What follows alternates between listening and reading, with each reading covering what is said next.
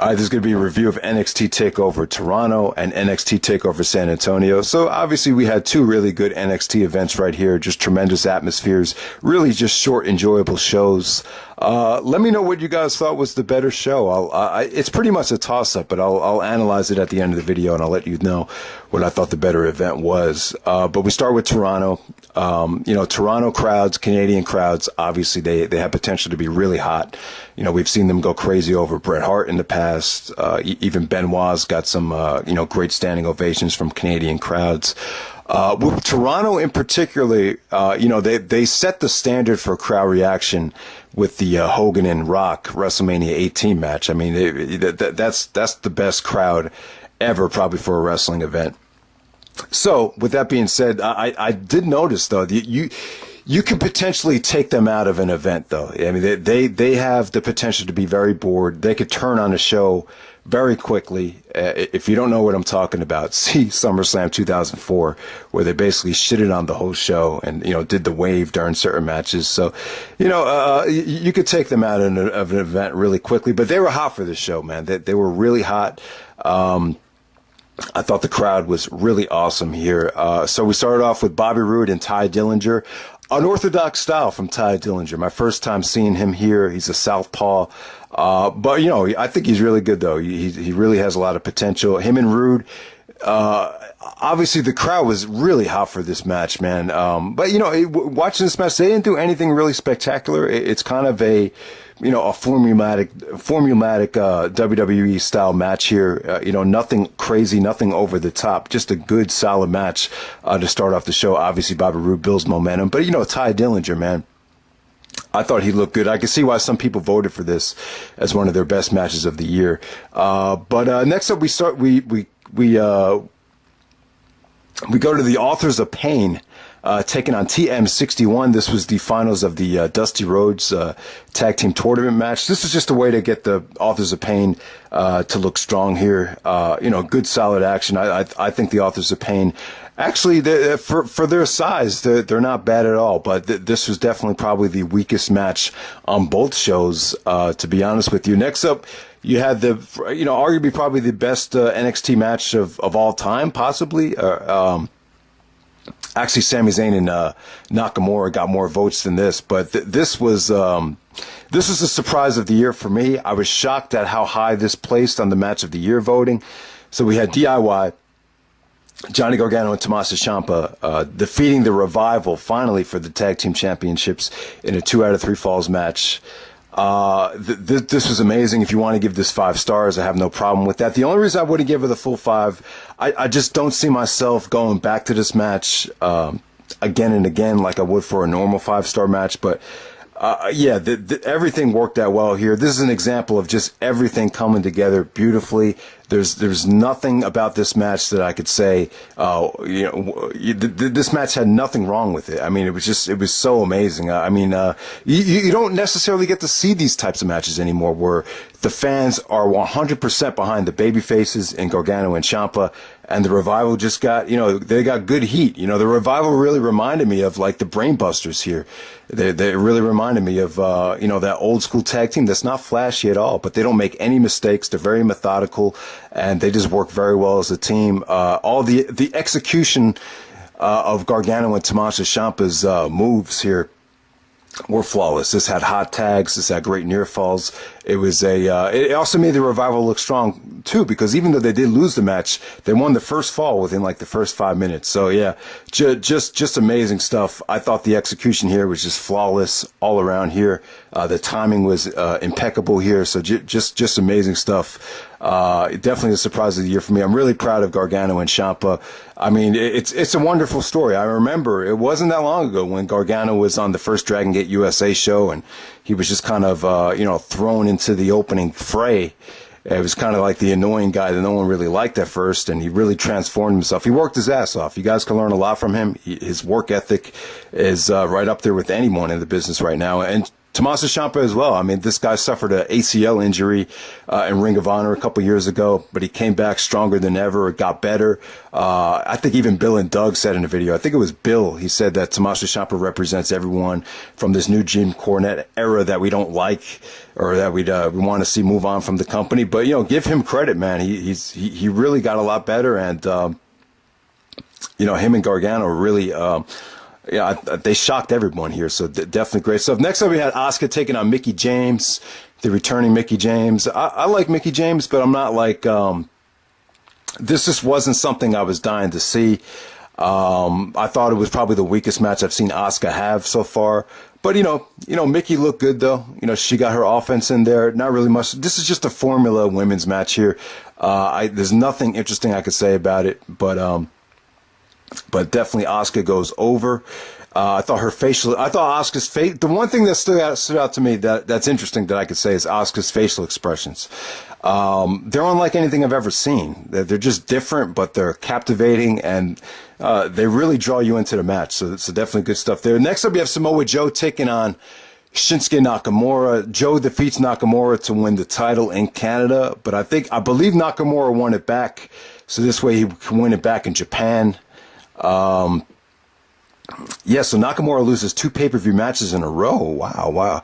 But yeah, the thing about Joe and Nakamura, the point that I wanted to make is, I would say that you could argue that Joe and Nakamura are, over the past 15 years, you could argue that they've been 2 of the top 5 wrestlers in the world. The problem is they're not meeting up in their primes. You know, I would say Joe's prime was 2005. You know, Joe never really got any better than he did back in 2005. That was his best year, in my opinion. And then Nakamura pretty much hit his stride around 2014. So you almost have like a 10-year gap of when these guys were at their best. And when you put them together now in 2017, you know, you could argue that Nakamura is better than he ever was right now. I'm just saying Joe's not in his prime anymore. He's still great. He's still a great wrestler. I still thought this was a great match. But the reason why you have, you know, arguably the 2 best wrestlers of the last 15 years colliding here, but you're not getting an amazing match, you know, a near 5-star match, they're just, you know, it's just bad timing. But, you know, I still thought it was great. The match was somewhat weird to me. The booking was a little bit awkward here. You know, Nakamura basically dominates the first part of the match, and then all of a sudden Joe gets stronger as the match progressed. Joe eventually hits him with a series of suplexes, you know, German suplexes, dragon suplexes. Then he hit him with a straightjacket suplex. Then he TKOs him on the steps. And he puts Nakamura away quite convincingly, and the crowd is just shocked. You know, the crowd looked kind of stunned to see Joe win the title. They were somewhat disappointed, but, you know, I thought it was uniquely booked, somewhat weird, but I thought it was quite effective. So, you know, Joe looked good, but not great. I thought this match is probably a little bit better than their match from Brooklyn, but not that much better, and, you know, definitely not the 5-star classic that you would envision both of them having if they were both in their prime. You know, it's just they're just not, you know, you could argue that Nakamura's in his prime, but, you know, Joe's just not in his prime right now. They just met at the wrong time. I think if you put Nakamura from 2014, put him against Joe from 2005, you know, you probably have, you know, something beyond epic right there. So let's move on to San Antonio. The Alamo Dome. Wow, what a poster that is. Jesus. Yeah, that looks nice. All right, so I'm on Wikipedia right now.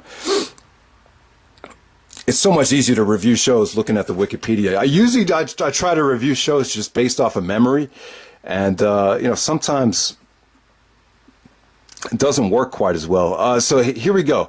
We start off with Eric Young of the Satanist group. Taking on Ty Dillinger. I mean, wow. I mean, let me just talk about the Eric Young transformation. He reminds me of Woody Harrelson in that movie, was it Under the Furnace or Beneath the Furnace with Christian Bale, if you guys have ever seen that movie. Woody Harrelson was just evil. He had those chilling blue eyes and the bald head and the goatee.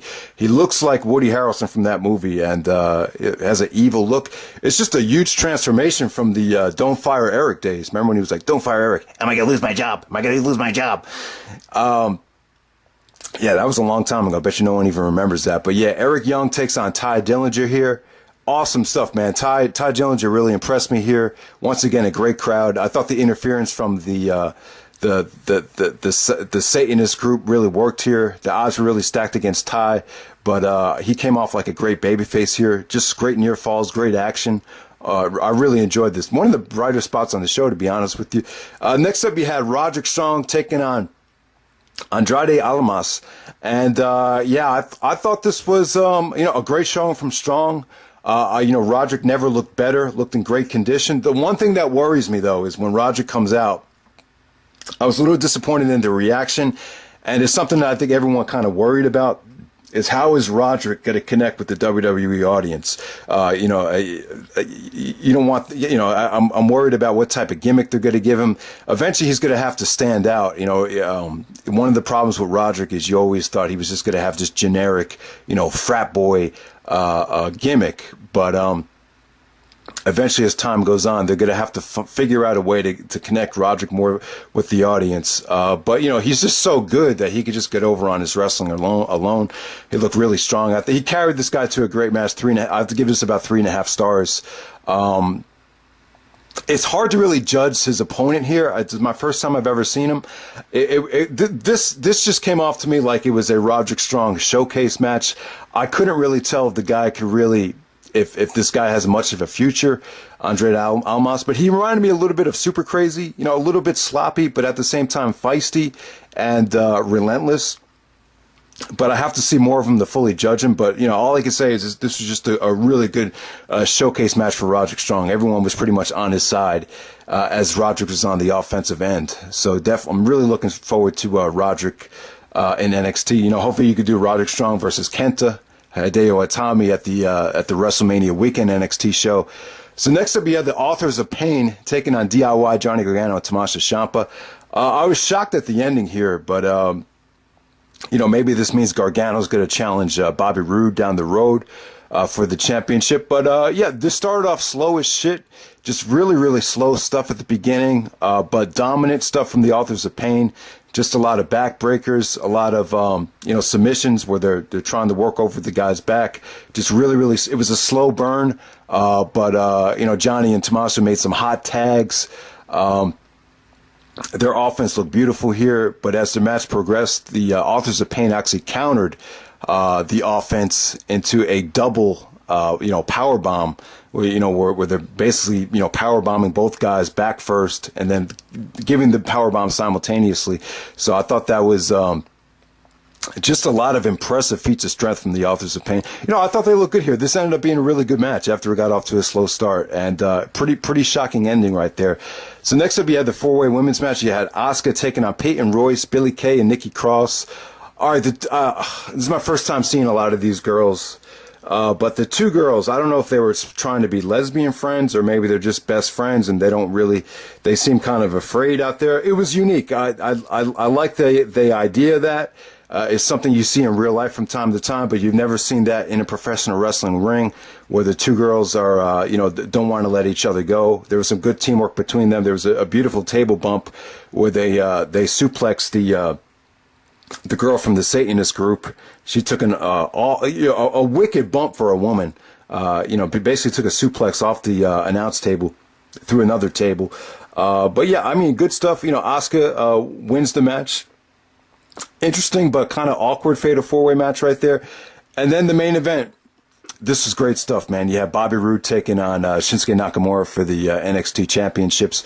You have the battle of the entrances right here. Bobby Roode comes out with the over-the-top glorious entrance, and then Nakamura's entrance is it's probably the best entrance I've ever seen in the history of the business. These are probably the two best entrances I've ever seen in the history of professional wrestling. It's crazy. But one thing about Bobby Roode is I'm not a huge Bobby Roode fan. I've always found them kind of, methodical and somewhat boring to watch, to be honest with you. But, Truth Slayer and guys have always said that he definitely has a WWE style. Taken him a long time to get to the WWE, but he's finally here and he's really capitalizing on it. And, he really reminds me a little bit of, combination of Triple H and I would say Tully Blanchard of the Four Horsemen. He really has that old school feel. I can see why Triple H is probably a fan of him. He dresses very well. His promos are really good. He's definitely a throwback. And, that's probably why he's achieving the success he's having right now. Him and Nakamura had an awesome match here. I actually thought this was better than the Joe match. I really think it did. Think it was. It was more of a roller coaster match. It was a slow burn. It was methodical, but there was a lot of twists and turns. Bobby Roode he really outsmarted Nakamura here. Nakamura went for the kill several times, but he hurt his knee. Nakamura took a lot of chances with the knee, but I thought Nakamura's selling was incredible here. I think everyone bought into it. But Roode was just a genius here. His timing, his precision was just great. Nothing flashy from Roode. He just knew when to pick his spots. Tried to cheat at times. Just came off like a great heel. To me, he's like the modern day Tully Blanchard right here. So happy for Robert Roode. I'm not a huge fan of him. He doesn't scream to me as someone that I want to see wrestle in any particular dream match. But it looks like I wouldn't mind seeing Bobby Roode versus Johnny Gargano at WrestleMania weekend. I think that might be the way to go, especially with Gargano should be rewarded for all his incredible work on the tag team scene right here. So there we go. Possibilities are. I don't think Nakamura is going to join the roster until after WrestleMania. So maybe you could do Roderick Strong versus Nakamura.